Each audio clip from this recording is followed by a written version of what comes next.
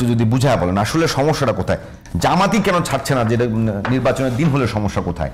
আর যেহেতু তারা আশঙ্কা করছে যে গণভোটটা আগে হলে প্যানিক তৈরি হতে পারে, এই গণভোটকে কেন্দ্র করে জাতীয় নির্বাচনে বড় ধরনের সমস্যা তৈরি হতে পারে, তা জামাতের ছাড়তে সমস্যা কোথায় আসলে একটু করবেন কিনা? না, জামাত যে দাবিটি করেছে নভেম্বরের মধ্যে, এটি জামাত সেটির ব্যাখ্যা দিয়েছে। হয়তো জামাতের কাছে ব্যাখ্যা চাইতে পারেন আপনি, যে বিশ্লেষণ করতে বলছে আপনাকে। ঠিক আছে, আমি বলছি সেটি, যে নভেম্বরের মধ্যে যে গণভোটের দাবি তারা করেছে, এই দাবিটি তাদের প্রথম থেকেই, যে জাতীয় নির্বাচনের আগে একটি গণভোট তারা দাবি করেছে। এই সংস্কার কমিশন যখন তাদের সংস্কার প্রস্তাবনা শেষ করার পূর্বে থেকে আমরা দেখেছি যে এই জুলাই সনদ নিয়ে, জুলাই সনদকে আইনি ভিত্তি দেওয়ার জন্য তাদের দীর্ঘদিন থেকে তারা এই দাবিটি জানিয়ে আসছে, এবং এটি নিয়ে রাজপথেও তাদের আন্দোলন আমরা দেখেছি জামাত ইসলামের পক্ষ থেকে, আরও বেশ কিছু রাজনৈতিক দল। তো সেখানে তারা বলেছে যে এই জুলাই সনদকে আইনি ভিত্তি দেওয়ার জন্য, এবং যে বিদ্যমান যে সংবিধানের কথা বলা হচ্ছে, যে সংবিধান অনুযায়ী এখন আমরা বলি, এক পক্ষ বলে যে রাষ্ট্র সংবিধান অনুযায়ী চলছে, আর এক পক্ষ বলে যে সংবিধান ছাড়া চলছে। তো আসলে তো আমরা যদি বলি যে 24-এর গণ অভ্যুত্থানের পরে সংবিধান কার্যকর ছিল না, তো এই গণ অভ্যুত্থান কোনো সংবিধানের মধ্য দিয়ে হয়নি। বর্তমান যে অন্তর্বর্তীকালীন সরকার, সেটিও কোনো সংবিধানের মধ্য দিয়ে হয়নি। সুতরাং এদেরকে বৈধতা দেওয়ার জন্য একটি গণভোট দরকার, এবং সেই গণভোটটি নির্বাচনের আগেই দরকার।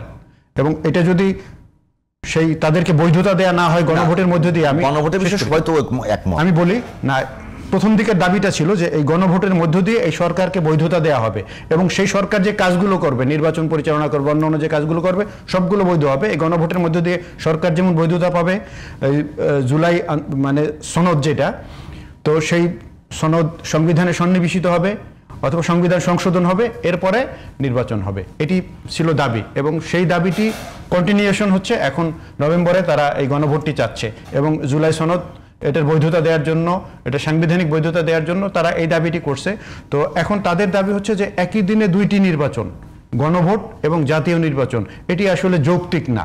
এটি আমরা স্বাভাবিকভাবে যদি চিন্তা করি যে একই দিনে কি দুইটি নির্বাচনের তাহলে গণভোটের প্রয়োজনটা কেন? সেই প্রয়োজনটা কি একদিনে দুইটি নির্বাচন করে সেই প্রয়োজনটা ফিল আপ করা যাবে?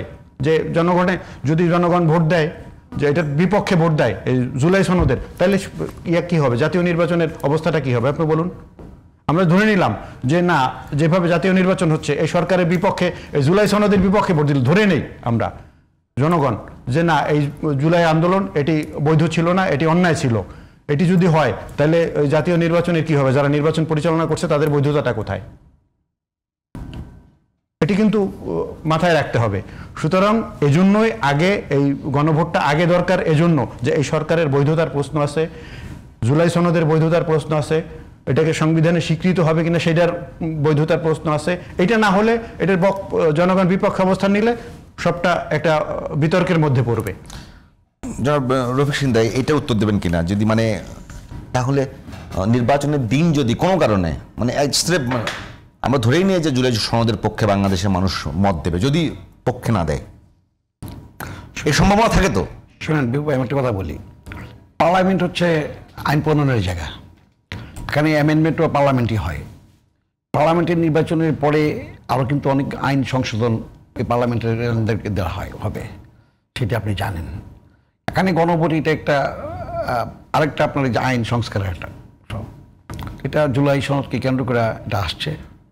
এই গণভোট সম্পর্কে কিন্তু ইতিপূর্বে কিন্তু মানুষের ধারণা ছিল না, এটা মানুষ এটাতে অভ্যস্ত না। বাংলাদেশে গণভোট হয়েছে তো, এটা কবে হয়েছে এটা মানুষ ভুলে গেছে। বর্তমানে ভোটাররা 3.5 কোটি ভোটার তরুণ, এরা এটা জানেও না।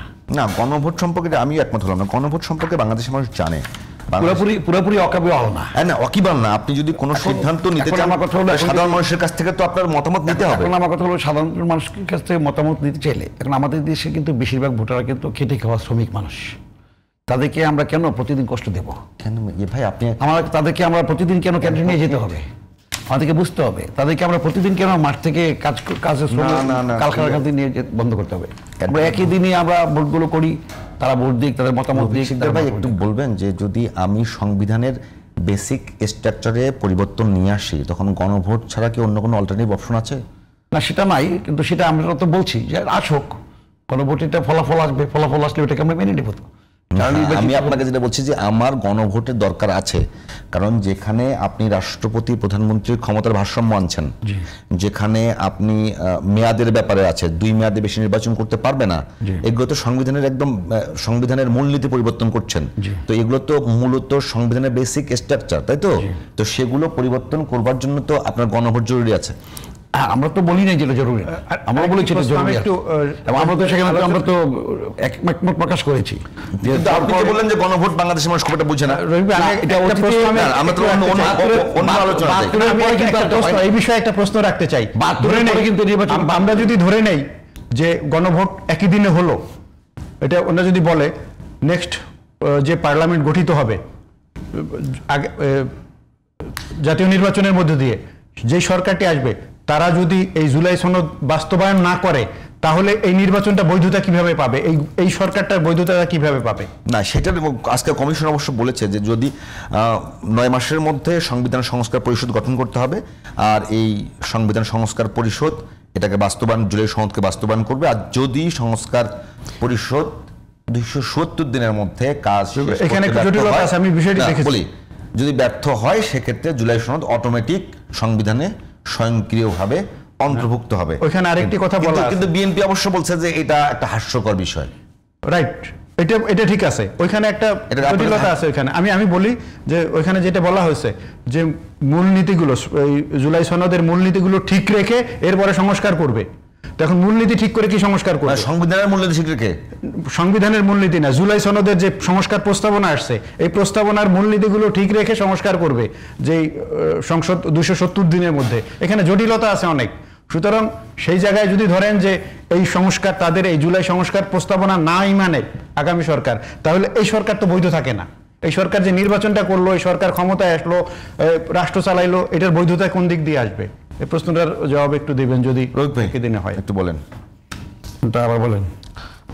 আমার কথা হলো উনি বলছেন যে যদি কোনো কারণে পরবর্তী সংসদ এই জুলাই সনদকে বাস্তবায়ন না করে, ঠিক আছে, যেখানে আপনারা এই ঐকমত্য কমিশন বলছে যে যদি 270 দিনের মধ্যে সংবিধান সংস্কার পরিষদ এই জুলাই সনদকে সংবিধানে ইনক্লুড না করে, তাহলে এটা অটোমেটিক সংবিধানে ইনক্লুড হবে। কিন্তু বিএনপি বলছে এই প্রস্তাবনাটা হাস্যকর।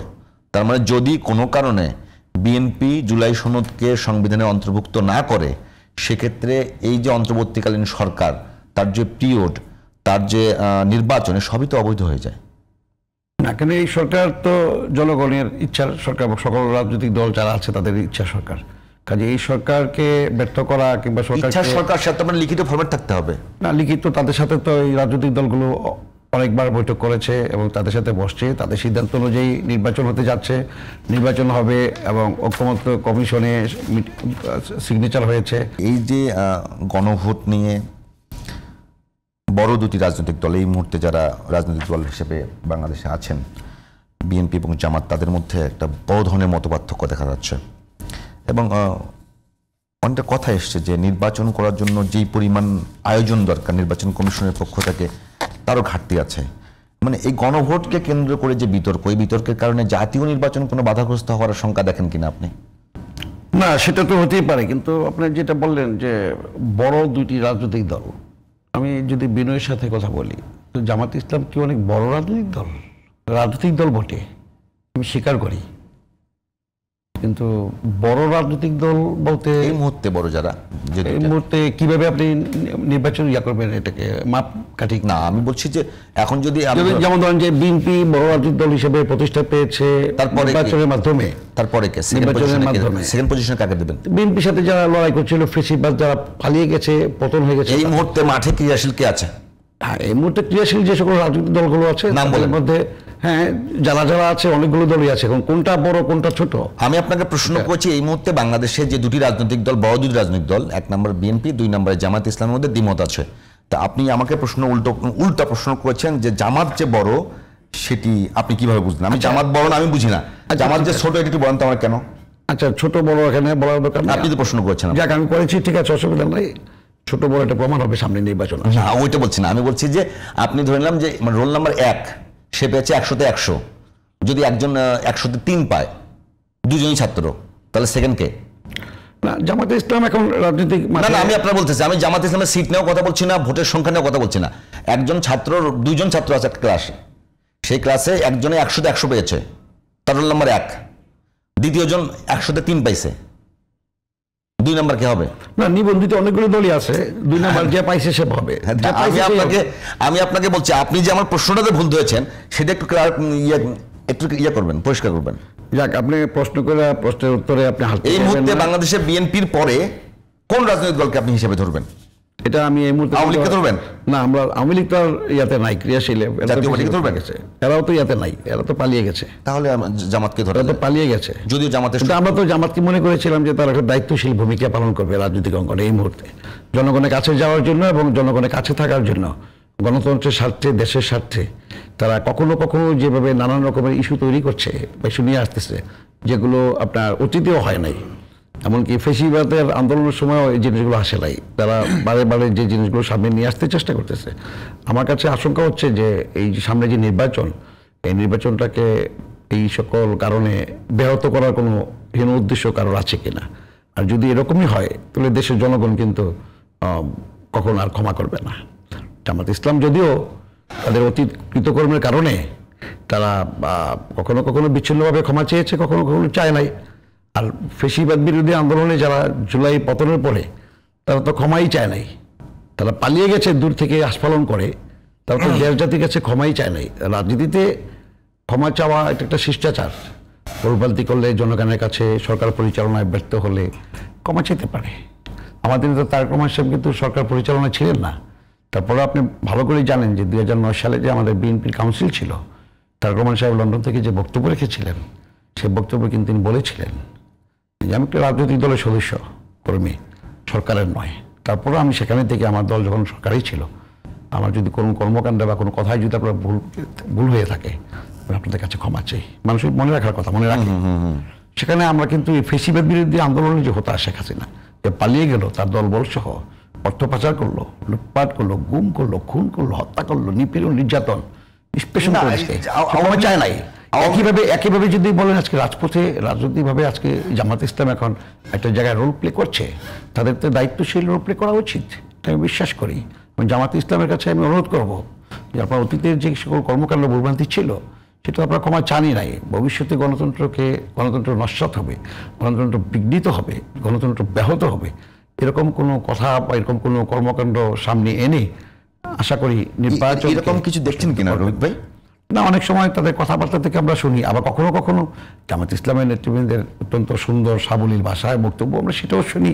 কিন্তু আমাদের বক্তব্য হলো যে সবসময় সাবলীল ভাষায় এবং গণতন্ত্রের স্বার্থে কথা বলবে, সেটাই তো হওয়া উচিত।